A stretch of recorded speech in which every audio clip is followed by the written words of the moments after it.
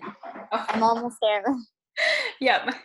It's definitely getting there. Let's hope it doesn't last longer than, well, let's just hope it doesn't last too long. Yeah. All right. Well, I'm going to get started. Welcome to joining my workshop. I am going to switch this to share screen. Let's see. I don't know if he's going to go. My dog Cloud is hiding under the couch, even though he needs to go out on his walk, but he likes when I take him out on his walk. Aww. So he prefers you. Huh? He prefers you. Yeah. He's a boy, so it's always opposites attract. Let's see. I'm going to go share screen mode. Sorry, I'm still trying to figure out this whole switching. Okay. And then change view to slideshow. There you go. Can you guys see that? Yes, I could see. Awesome. All right, so welcome to my workshop. Yes. This is the Powerhouse Core Workshop, where we're going to aim to beat back pain and poor posture. I'm just kind of talking about like how to build a strong core. Oops. I want to do kind of a little introduction and ask you guys how you heard about me, why you joined the workshop, and what your expectations are. So we'll kind of go just one by one. Diana, do you want to go first since you were here first? Yeah, that's fine. Your mom told me about you. Oh, awesome. So she told me that I should join your class, that it will help me with my stress. And I've been having like a lot of body aches, and I think it's because I'm not really active. I'm mainly at home right now. Oh, Can you hear me? Yes. So yeah, and I joined the class or the workshop due to that you mentioned posture. So I kind of do have issues with that. So I want to be able to find different techniques to like better that. Yeah, awesome. Great. And then Jessica? So I follow your Facebook group from when you offered that first HIIT class that I wasn't able to join, but I knew that you were an instructor, so I was curious to learn more about it. Awesome. And I saw you post about this workshop, and I found it interesting. The reason why it caught my attention was I do a lot of at-home workouts as well, trying to stay active when I'm inside, and so I just as well would like to learn about new techniques to avoid injury. That's the biggest thing. So just preparing to avoid and prevent injuries, right. Especially when it comes to just like learning about core strength. Yes, and so get into that. I'm going to real quick just check. Let me see how I can do this. Okay, all good. Let me put that away. Sorry, there we go. Okay, a little bit about myself. So this is, I'm a personal trainer, so I teach one-on-one sessions. I make customized fitness and nutrition programs, as well as I have my group fitness classes. So these would be the Zoom closed classes, Monday, Wednesday, Friday at 11. And Jessica, I know that you heard about my HIIT class. So my HIIT class will have on my Facebook. It's a private. It's my private fitness group on Facebook. So everyone's welcome to join, but I like to kind of just like keep it private so I know who's actually watching it. And just being able to reach out to you guys a little bit more personally that way. Little bit background about myself. I have over 20 years of movement practice in all different kinds of forms, ballet, modern, Pilates, yoga, as well as like strength training, and more recently into aerial arts. So if you saw my aerial competition video from last year, that was what I was kind of working towards at the time, as well as just kind of, I wasn't professional dancer for very many years, but have gone into like the professional and pre-professional dance world as well. So I wanted to share this photo of me on the side. It's funny because I was actually dancing with El Paso Ballet Theater, and I was dancing for their company, and they were putting on the Peter Pan, the ballet.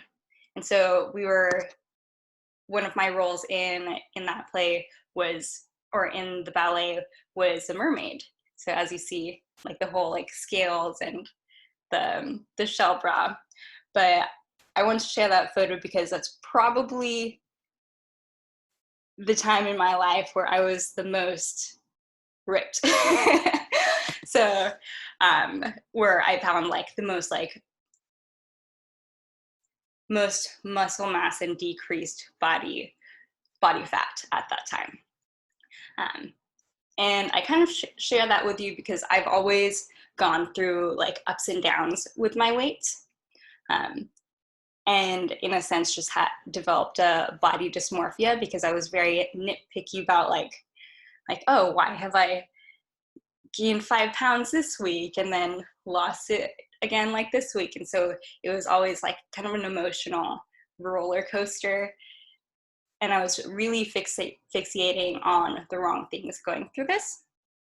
And then it wasn't really until I started to shift my skills or shift my focus to learning about new skills and finding aiming to find different types of movement. Since I did grow up with ballet, my body has kind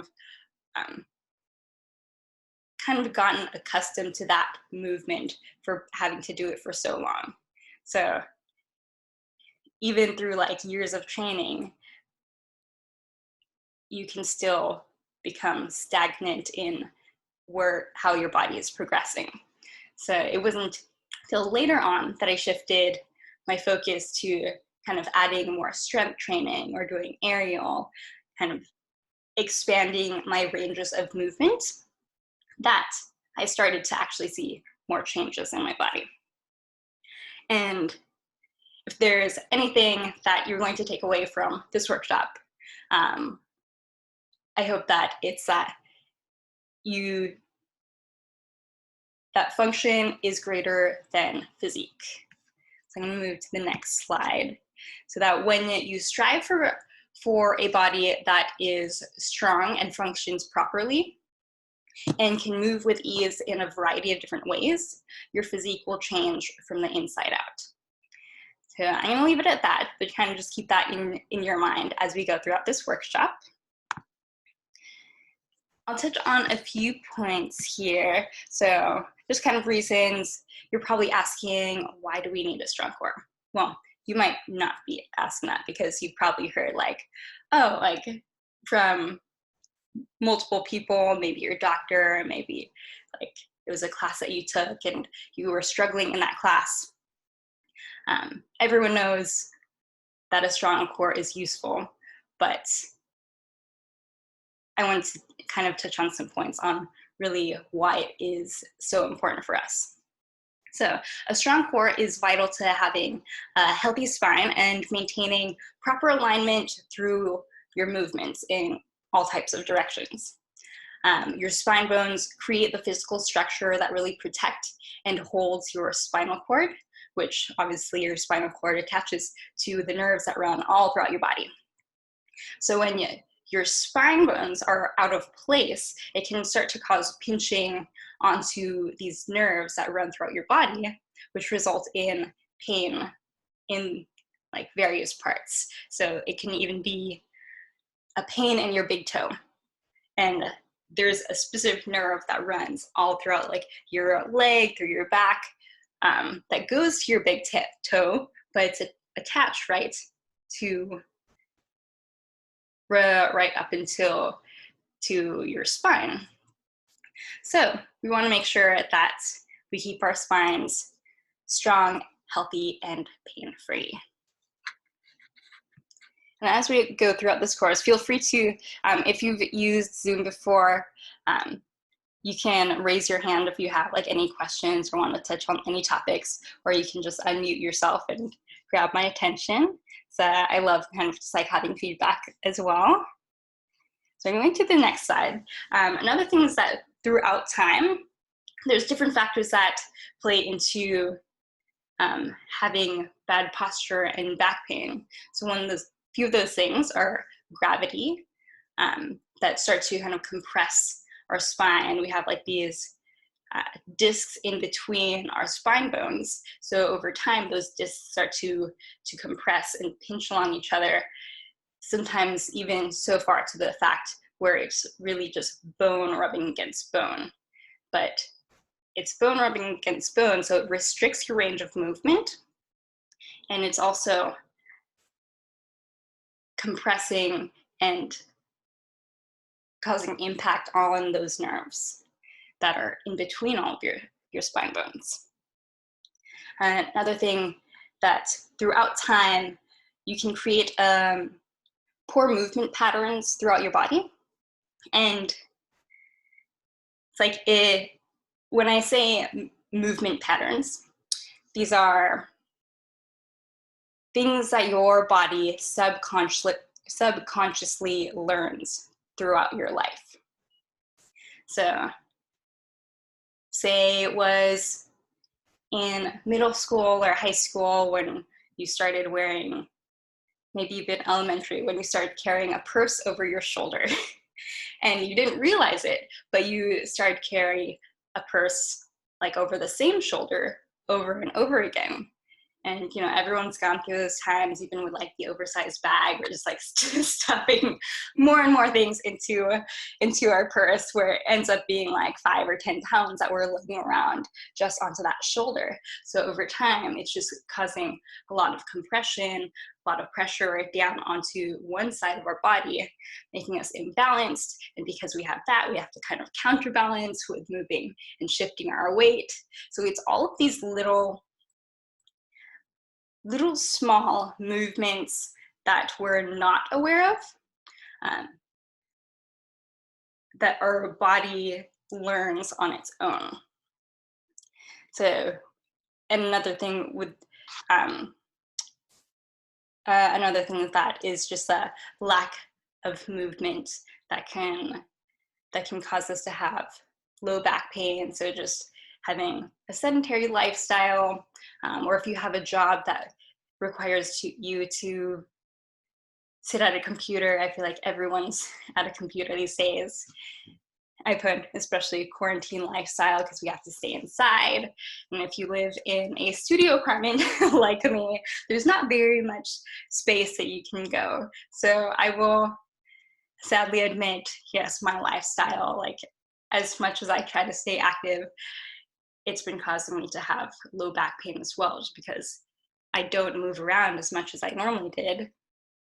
And I also didn't realize how much I moved before until all that was just taken away. And now I'm just like on my couch on my laptop for hours throughout the day. So with these things, they can take an increasing toll onto our spines, resulting in poor posture, weak muscles, and most commonly, low back pain. And I found an interesting fact on the Journal of American Osteopathic Association. This was back in April 2009, but they said low back pain has a major economic impact in the United States, with total costs related to this condition exceeding $100 billion per year. And I don't know about you,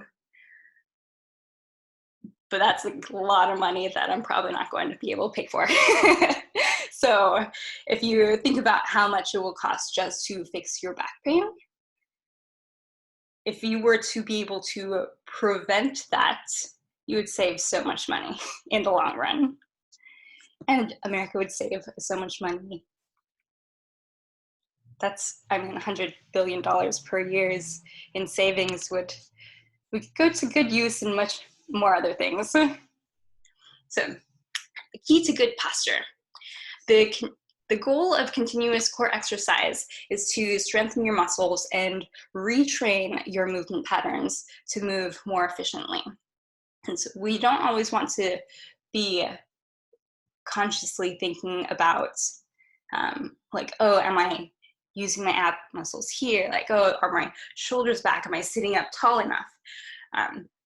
The purpose of doing exercises frequently is to retrain those movement patterns in your spine to hold and to be able to have strength for your body to hold itself up on its own.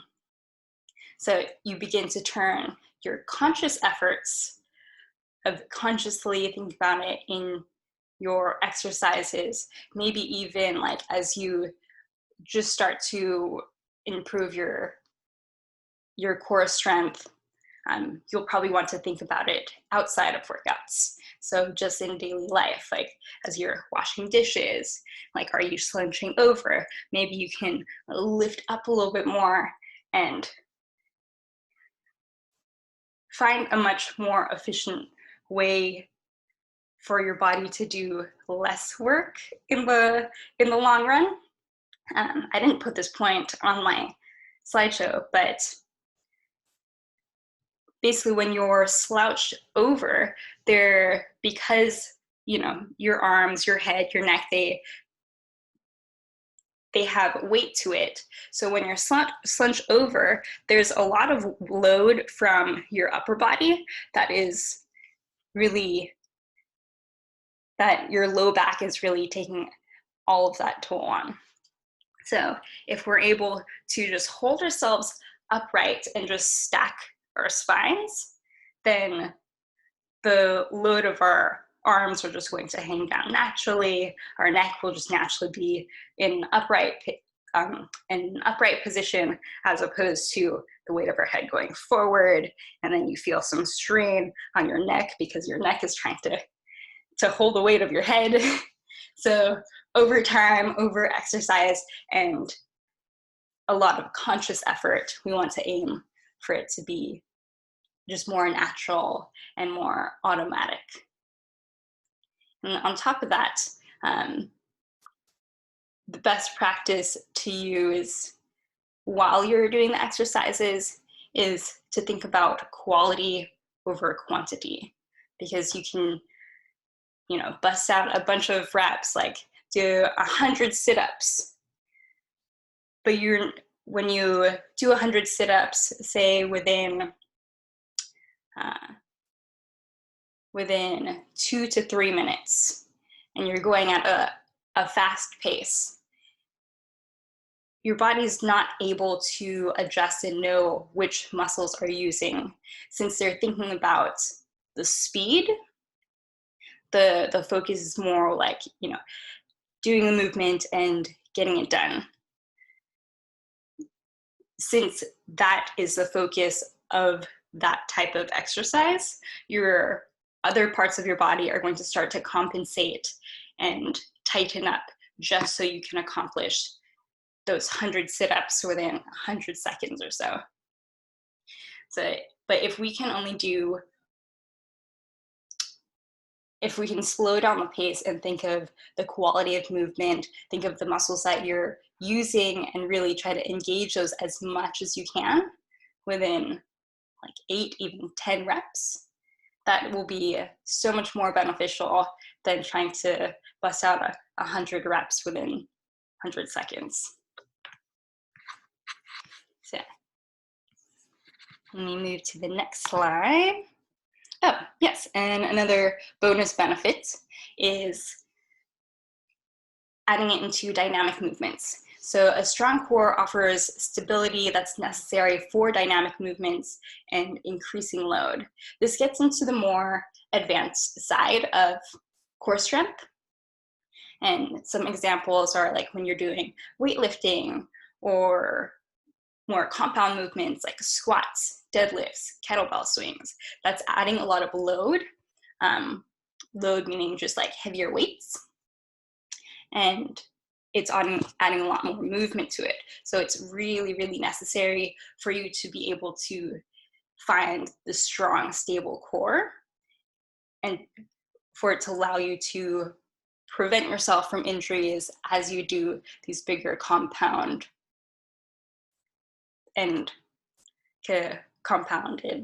exercises. So that also includes any movements where you increase the load onto your back.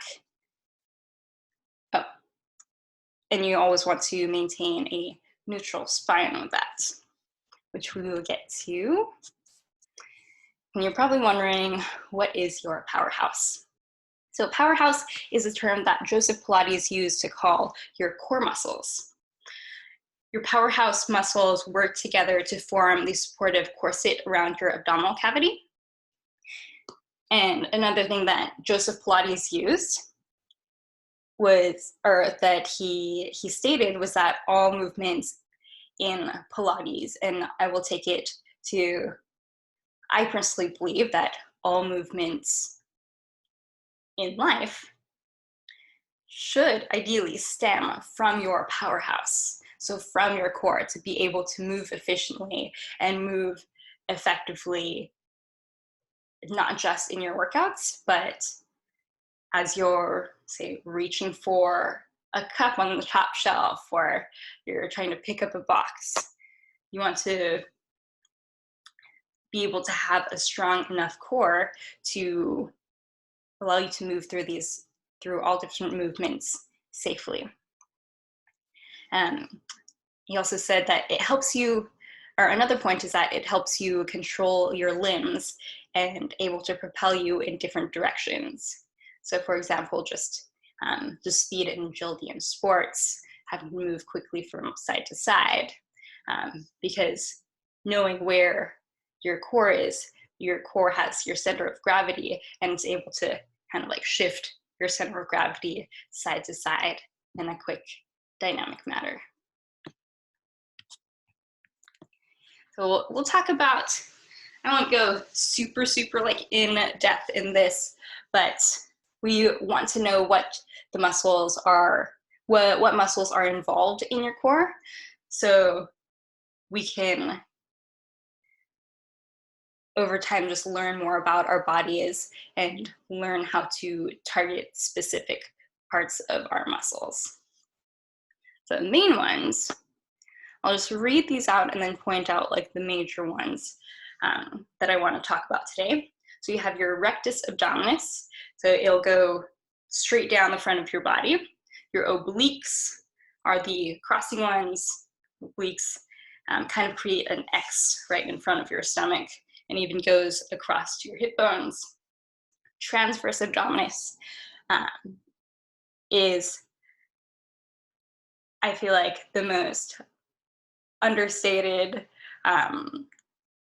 core muscles that you can have, but it's a very large muscle that runs essentially like if you were wearing a corset.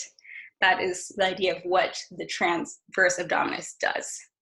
So as you start to tighten that corset and draws inwards, everyone is born with that muscle that draws and narrows your waist. So multifidus is just your low back muscles. Two other understated core muscles are actually your pelvic floor and your diaphragm. So if you think about like the abs, it's all around your waist, but we also want to think about the top part and then the bottom part, diaphragm and your pelvic floor, to all kind of create this, what is it called, cylinder? You know, the one like a soda can. It's been a while since I've learned my shapes. And with that, with knowing those muscles, we want to be able to learn how to co-contract them.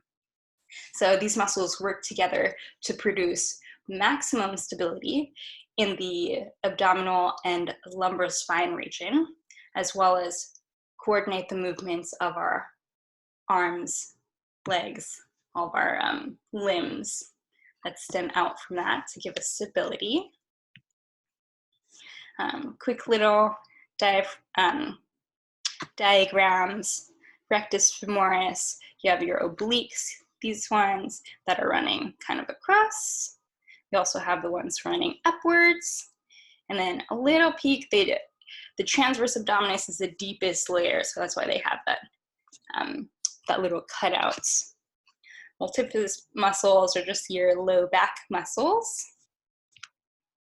And here's a better version of the internal, your internal obliques, as well as your pelvic floor that runs along the bottom, and then your diaphragm that runs along the top. So we're going to talk about a few different types of breath. So I will skip over this for now, maybe come back to that a little later. So you're probably asking me, how do I maintain a healthy spine? Great question. That's the kind of questions we want to be asking. Your spine bones are the hard bone structure that protects your nerves, like we talked about earlier. But your core muscles, aka your powerhouse, are what moves your bones, and they can also keep it in proper place. So a strong core has the ability to do both, movement and stability.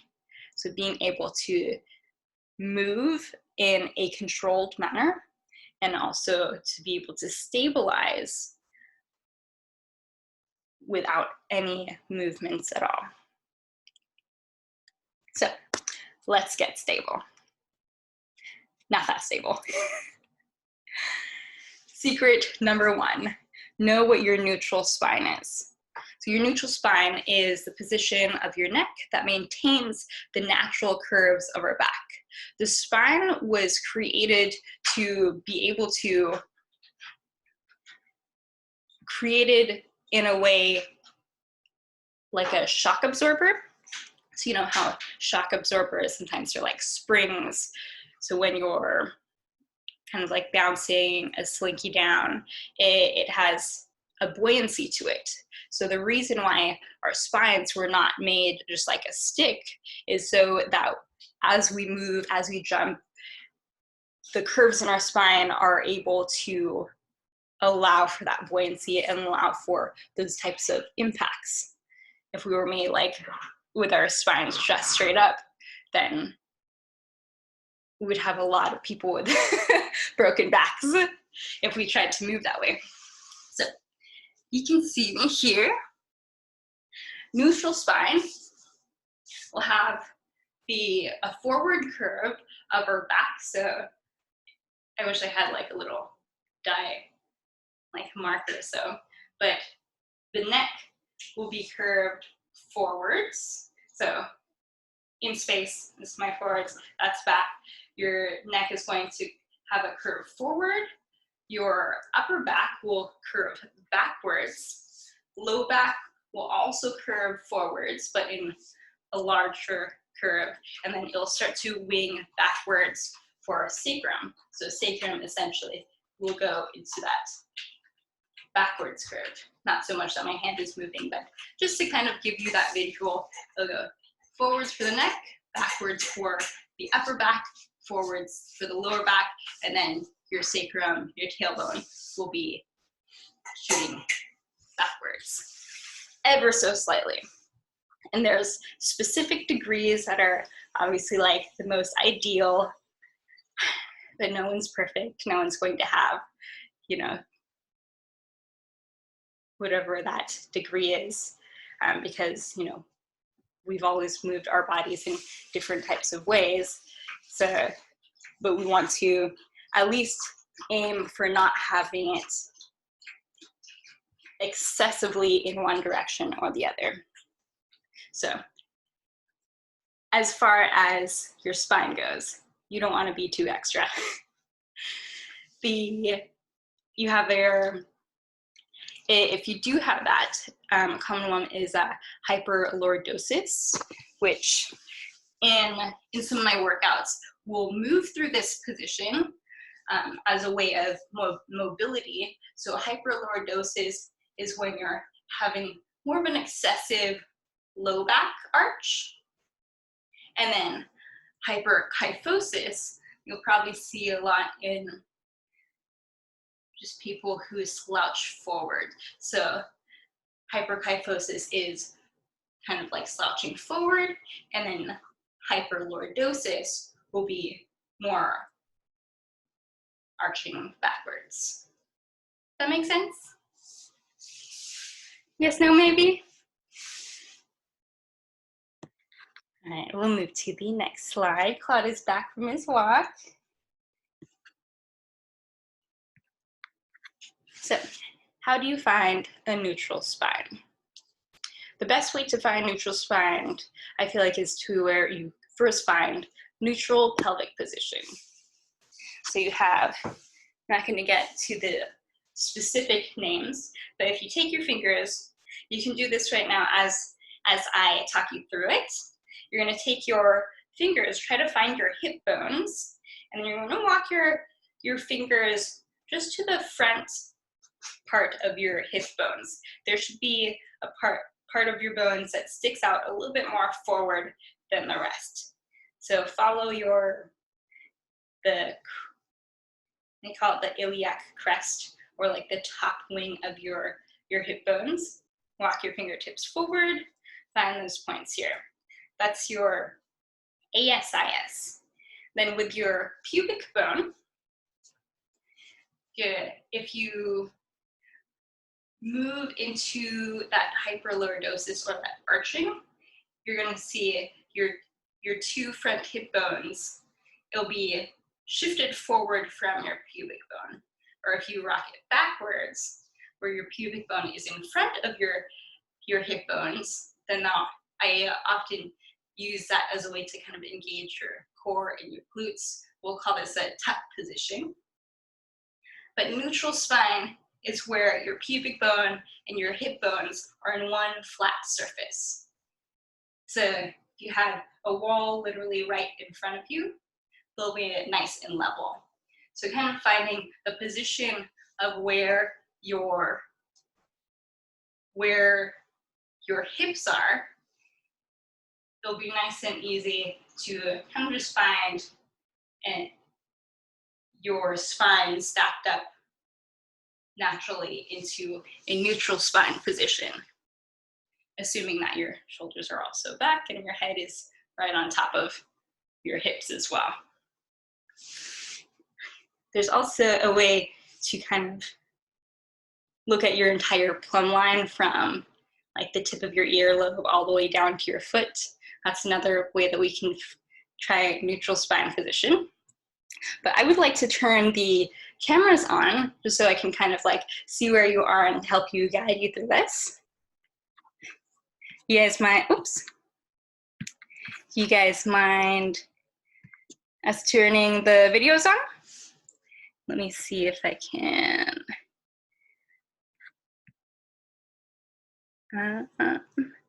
Maybe turn on the video. Hello? Yeah. Do you want us to turn on the video? Yeah, that would be awesome. And then we'll all quickly kind of just try a neutral spine together.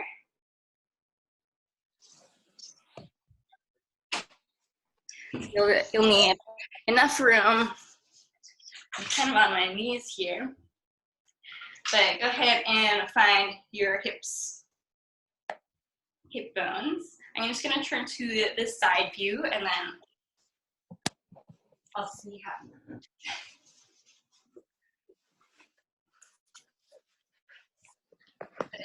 You can take your two fingers on the front of your hips.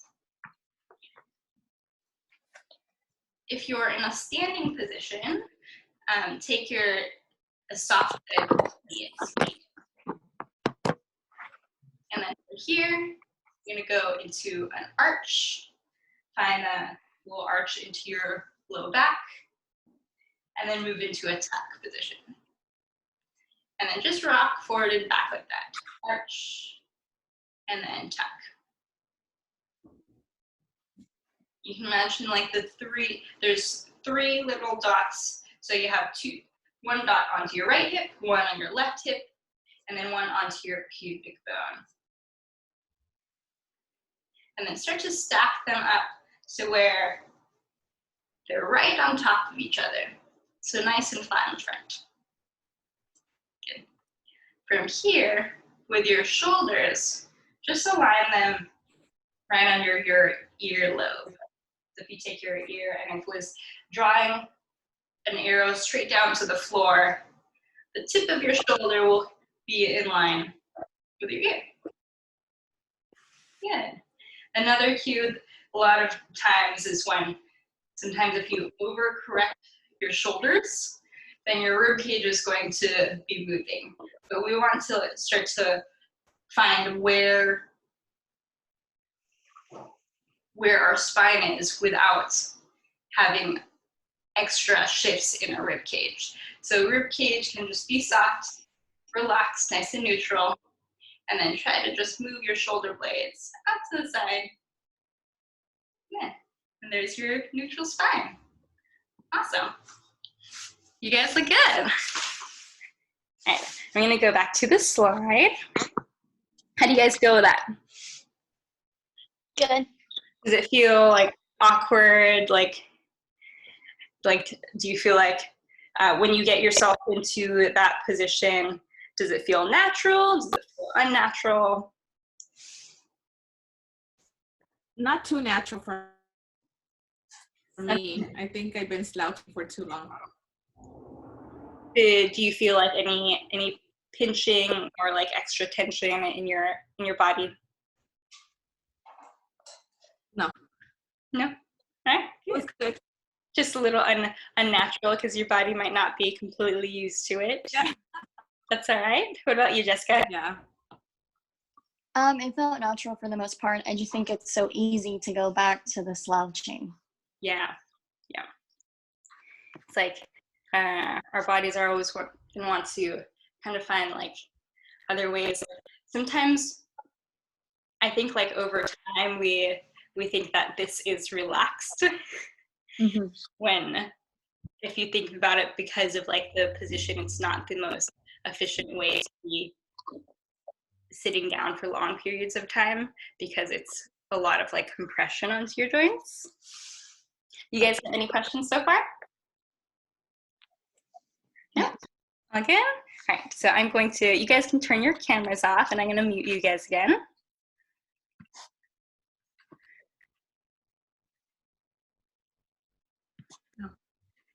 And then I will share the screen. Back to this one. All righty. Let's move forward. So, secret number 2 is don't be boring. You want to be a curious mover. So, best way to really develop your core strength is to learn how to move in a variety of different directions, as well as using a variety of different types of muscle contractions to engage your core in each muscle group, to engage each muscle group in your core. So movement directions, you have spinal flexion, which will be this movement focusing on the front of your abs. You have lateral flexion, kind of moving side to side. You have rotation, and then we also have spinal extension, moving backwards. So a good strong core will be able to move in every type of direction that it needs to. Types of contractions, I'll go through this briefly. There's a concentric, the shortening of your muscles. So if you're laying down and you're curling your chest upwards, the muscles in the front of your body are shortening.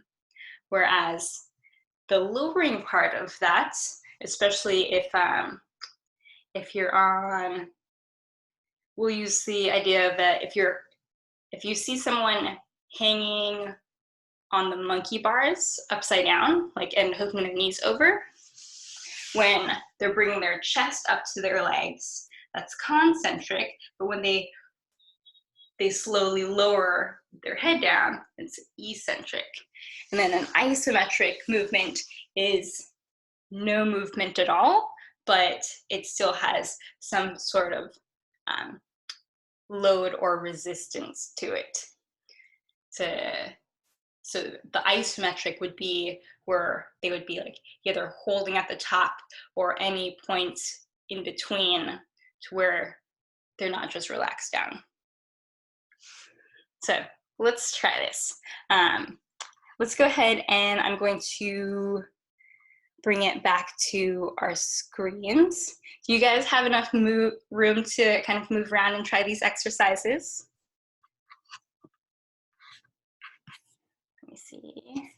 Let me go to stop share. I'm gonna go ahead and unmute you guys. And then we will try these. I brought my mat out. And if you want to just find a space for yourself, I can walk you through it just kind of like if you listen to my cues. So if you lie onto the floor and your feet are down, go ahead and interlace your fingertips and then bring it behind your head.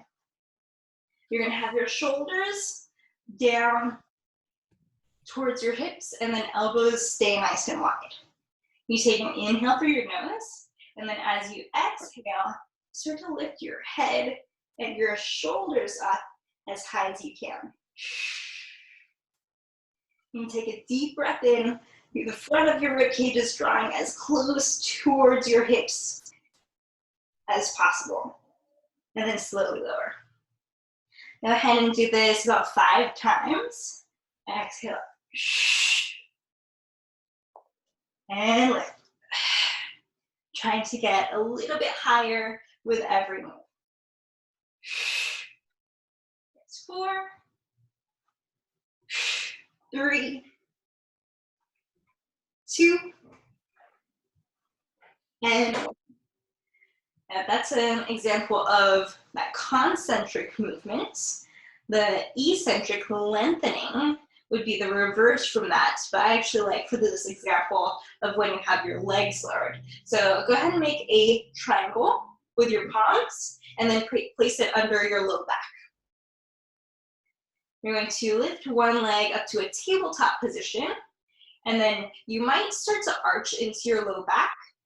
You want to think of pressing your low back and imprinting your low back into the floor.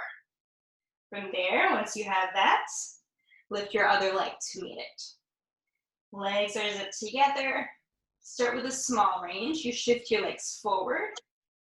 And then the more forward that you can go, you might start to tilt into your arch, into an arch, but try to refrain from that. After that, you pull it up. Inhale as you lower your legs. That's the eccentric contraction. And then lift. So this is a great exercise for lower abs. Exhale. Try to maintain that nice and relaxed rib cage. Let's go 3 more times. If you want an added challenge, you can straighten your legs. Start small range first. And then once you have that, you can increase the range maybe all the way down, or maybe just to then 45. We'll go up to 3, 2, and 1. Awesome. So that's an eccentric. And then my favorite position for, or example of the isometric is the hard style plank. So the best way that I've learned this is learning the hard style plank with the 3 Ps. So the pull, the pack, and the press. The pulling movement, we're gonna have our arms onto the floor, making a number 11. You're gonna make a fist, and the pulling action is as if you're pulling your shoulder blades and your forearms downwards. So there's a pull, there's gonna be a pack with your abs and with your glutes. So packing it in as tight as you can. And then your heels, you have my red bar socks on, your heels are going to be pressing. It's going to press through your heels and pressing your toes down into the floor. So a lot of things to think about. We're going to start from the top downwards first. So you have space, go ahead and go onto your forearms. Make that number 11, see it with your body. Close up your fists and then press your fists into the floor. You're going to walk your knees slightly back and that strong pull with your arms. Start to find that pack into even a slight tuck position with your glutes and with your core. And then once you have that, you're going to straighten your legs, press your heels back, and then press your toes into the floor. We'll hold for 10, 9, 8, maintain the tension, 7, 6, 5, 4, 3, 2, and 1. Release. Good. How'd you guys do with that one? So far, so good? Yep. It's definitely going to be the most challenging out of the 3, at least for me, because it's really working full body in that move. You guys good? Any questions? It was. Any pain or anything that you felt? What did you experience during this? Diana? My internet was kind of spotty. What was the question? Oh, did you feel any pain, or how was your experience doing each type of exercise? I did feel a little bit of like lower back pain when I did the triangle with the hand, but I'm not sure if I put it in the right spot. I see. So, yeah, you want to have that triangle more to the lower end, as opposed to low back. Think of it more underneath your glutes, or where your sacrum is. okay. So hand position can make it easier or harder in that one. Okay. Yeah. That makes sense. But what about you, Jessica? It was good. It seems like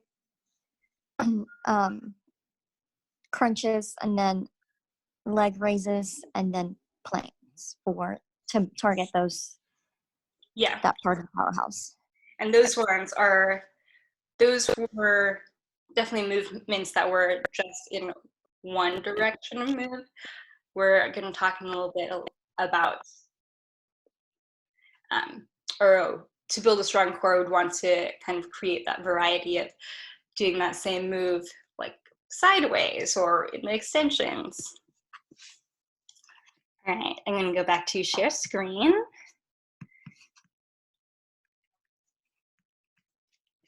So last point is secret number 3, just breathe. So there's different breathing techniques for specific goals. Number 1, 2, and 4. I should have put 4 on the third one, but those are all a little bit more Pilates based. The best one that I know to engage your transverse abdominis is using your exhale to be able to exhale all of the air out of your lungs and out of your belly to find the contraction of your transverse abdominis.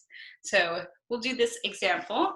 Go ahead and try it with me. We're going to inhale for 6 counts, and we're going to exhale for 15 counts. So think of it as nice and slow, releasing the air out of your breath or out of your mouth slowly. So inhale through the nose, exhale through the mouth. So let's try this all together. So it's inhale, 2, 3, 4, 5, 6. and then slowly exhale. 2, 3, 4, 5, 6, 7, 8, 9, 10, 11, 12, 13, 14, 15, and relax. We'll do it one more time, and then I'm going to have you guys unmute each other, and I'll ask you a few questions about that. So, all together one more time. Inhale, 2, 3, 4, 5, 6, and then exhale, 2, 3, 4, 5, 6, 7, 8, 9, 10, 11, 12, 13, 14, 15, and relax. And are you guys able to unmute yourselves? How did that feel, Diana? It was good. I think the Excel part was a little long, Yeah. but I'm not used to it. That's the point. Well, would you feel like if you didn't get to the full 15 seconds, it's totally fine. But whatever second that was for your last exhaling, did you notice anything in your core? It was, for me, it was 13, and then the second time it was 14. Oh, nice. So the very last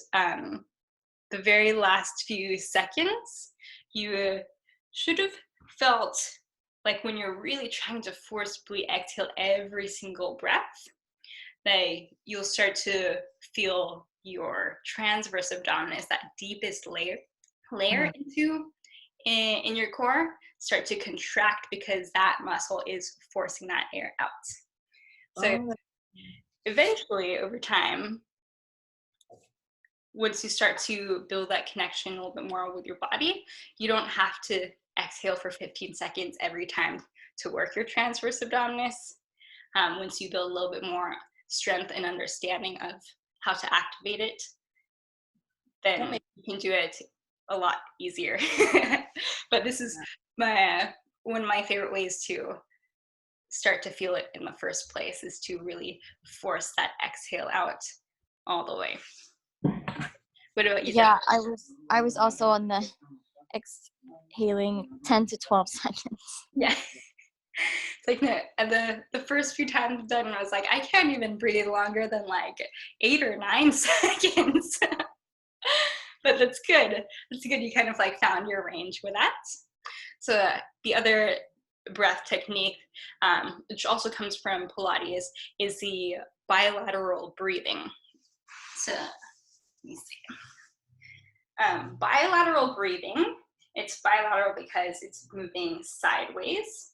So if I had my hands, so this is just an example, you don't have to have your hands here per se, but if your hands were onto your ribs and you take an inhale and you feel your rib cage only moving sideways, so it's not moving forward or back, it's only moving to the side. So as you inhale, rib cage goes wide. You might even feel your shoulder blades spread. And then as you exhale, it's drawing inwards. Inhaling laterally, and then exhale and draw it in. So that exhale drawing inwards, because your rib cage is drawing in, you'll feel that upper part of your abs as well contracting. Go ahead and take one hand onto your stomach. So just to feel the difference between breathing through your belly and then breathing through your ribs, take a hand onto your stomach just lightly, and then feel the air into your belly.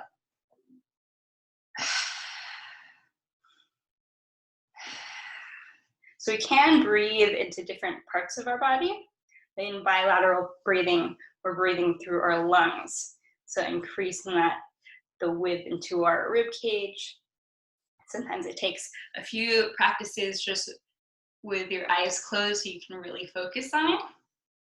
So you can imagine like your hands are here, and then you breathe in, and then exhale, relax. Another breath in, and exhale. So that's our bilateral breathing technique. I'm going to go into number 4, which is the Pilates breath, and then we'll do bracing.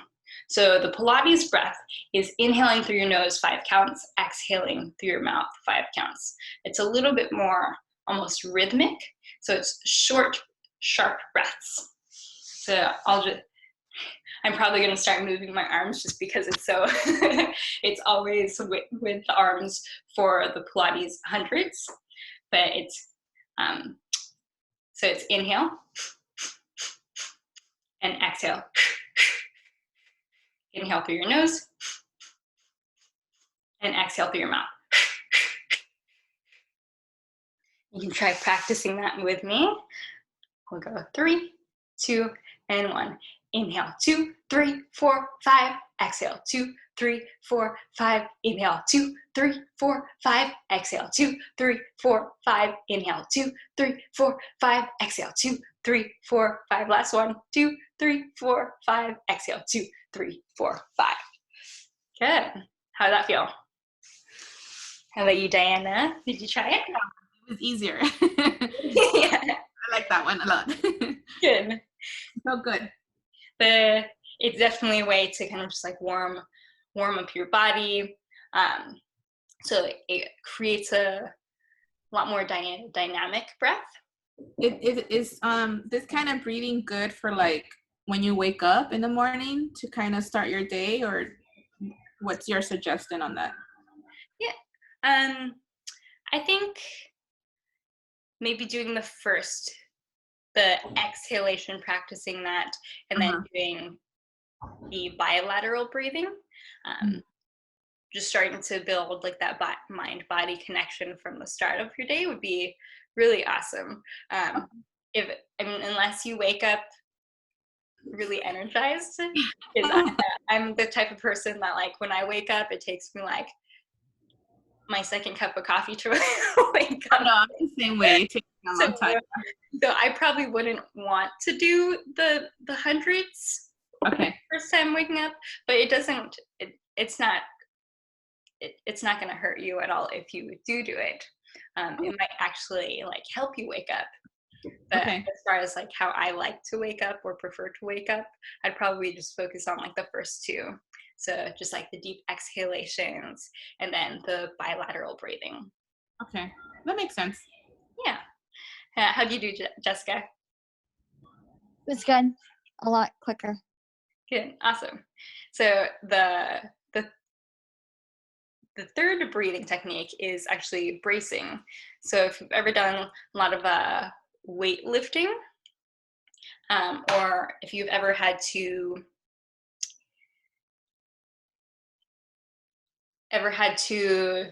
find a solid core with holding a lot of load, maybe it's when you're moving and picking up a 45-pound box of shoes, or this bracing technique is really beneficial to maintain maximum pressure within your core during that. So this one definitely involves a lot more of the abdominal caps of the pelvic floor and the diaphragm, but it's a way of inhaling, so you're filling up and increasing the pressure within your entire abdominal cavity and holding it. So it's kind of easier for me to explain this like as in a standing position, because it helps when I actually do like the full like movement. So you're going to inhale through your nose. Try to inhale until all of the pressure is in your stomach. You might even feel some expanding into your back.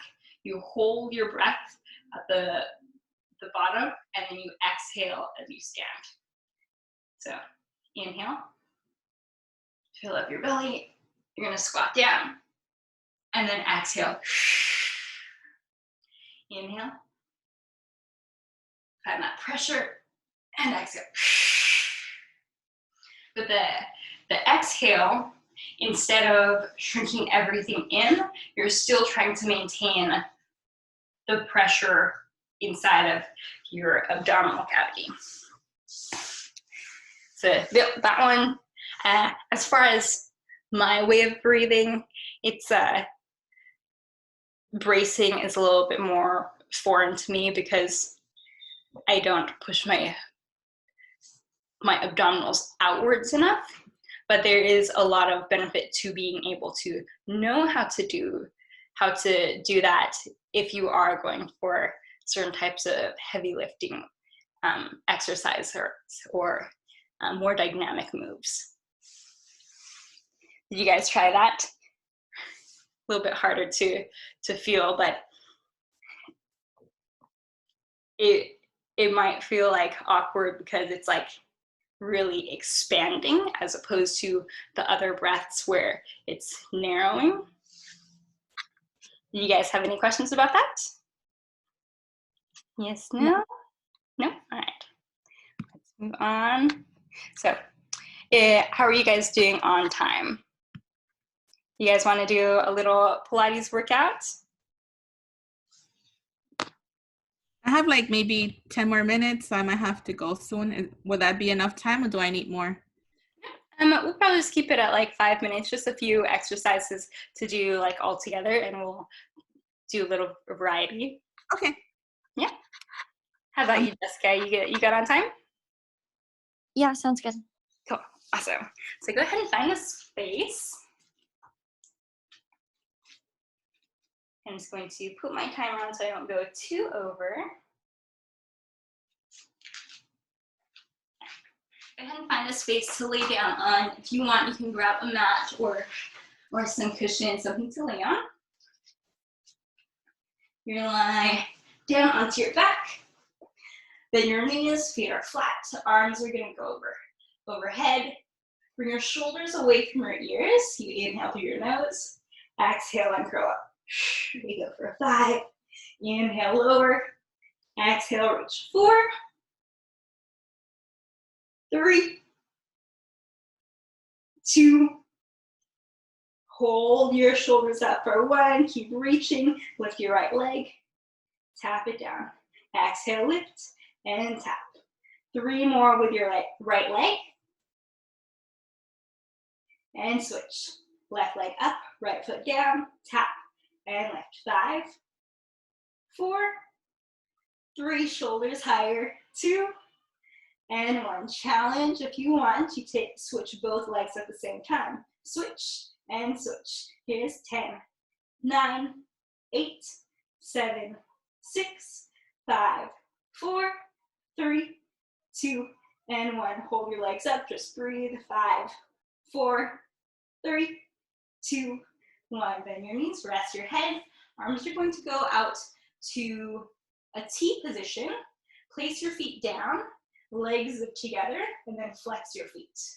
You're going to tilt your knees to one side, going through rotation, tilt, and center. Switch sides, tilt, and center. So we're alternating right to left. Inhale as you twist. Exhale, engaging through your obliques to draw your legs up. Now, the last time in this version, pausing here. You have the option of bringing your legs up to a tabletop position, keeping your knees in line with your hips. Tilt. And up. And tilt. And up. Just go one more time on each side. Try to challenge that range. Tilt. And up. Pause here, legs to the sky. Right leg goes down, left leg switches, and switch. Keep switching your legs. Just bring your arms up to the sky. You have the option to lift your head up. If you're gonna cause tension into your neck, just keep your head downwards. So here's that option. Keep switching. 5, 4, 3, 2, and 1. Bend your knees. Rest your head. Good. Place your feet down. You're going to tilt your knees to about a 45-degree angle. Right hand is down onto the floor. right knees are tilted to the right. The left hand is going to go by your ear. You take a reach towards your knees and lower down. Exhale up and lower. Keep going for 5 and 4, 3, 2, and 1. Good, right away, switching sides. Tilt left, left hand down, right arm reaches, up and down. Keep your knees glued together. Here's 5, 4, 3, 2, and 1. Lower down. Draw it center, arms by your sides. You're gonna lift your legs up to tabletop. This is gonna be kind of like a double leg bicycle. You're going to extend straight forward, bring it up and bend. Reach to the diagonal, lift to the ceiling and bend. 2 more. So working on your low abs. Pause at the top, reverse. Lower down, bend, extend. Lower down, bend, extend. 2 more. So finding that eccentric as you lower. Good, awesome. You're gonna hold your legs slightly away from you. Low back is pressed down. Start to do your flutter kicks. So flutter kicks are just barely passing each other. They're not the big kicks that we did earlier. Challenge to keep doing your flutters as you lower your legs to the floor. Breathe. 5, 4, 3, 2, and 1. Try to hold 5 seconds. 5, 4, challenge head up. 3, 2, and 1. Bend your knees, rest your head. Good, awesome, you guys. You're gonna flip onto your stomach and give yourself a little stretch for your abs. You can even be in a sphinx position, or you can come all the way up with straight arms. Whichever is best for you. Take your gaze to your right shoulder, and then to your left shoulder. Bring it center, gaze up to the sky, inhale. Exhale, slowly lower down. Good. How's everyone doing? Body's a little warmed up. That was fun. Awesome. Good. Little recap. So, as I said, when you strive for a body that is strong, functions properly, and can move with ease in a variety of different ways, so all the different directions, all the ranges of movement, the different muscle contractions, your physique will really start to change from the inside out. So, secret number 1. Really knowing and understanding your neutral spine and being able to maintain your neutral spine as you start to move. Number 2, really being a curious mover and finding those directions and ways of moving to develop your core for each different muscle group. And then secret number 3, just learn how to breathe. All right. Well, thank you guys so much for joining me. Like I said earlier, I have my VIP fitness program. I have 4 spots available currently. I have my group classes, which would be on Zoom, Monday, Wednesday, Friday, 11 a.m. Pacific Standard Time. So wherever you are, it's always at least Pacific Standard Time for me.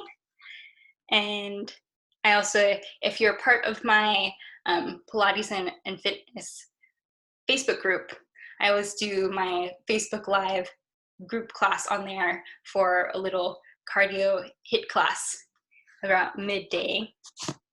And as a thank you for joining me, I'd love to offer you guys just kind of a 20-minute fitness program, kind of like a little consultation call, just so I can kind of like see where you're at and really help you find out a good plan that you can integrate to help you get to any fitness goals that you have. And also with that, as a thank you for coming, I'd love to invite you to one of my Pilates and Strength group classes for free. So whenever you want to join me for that, you can feel free to shoot me an email and I'll get you signed up. I'll send you like the Zoom link, and it'll be exactly how it is on here. But yeah, thank you guys so much for joining me. You guys have any other questions? I'd love to. What was that?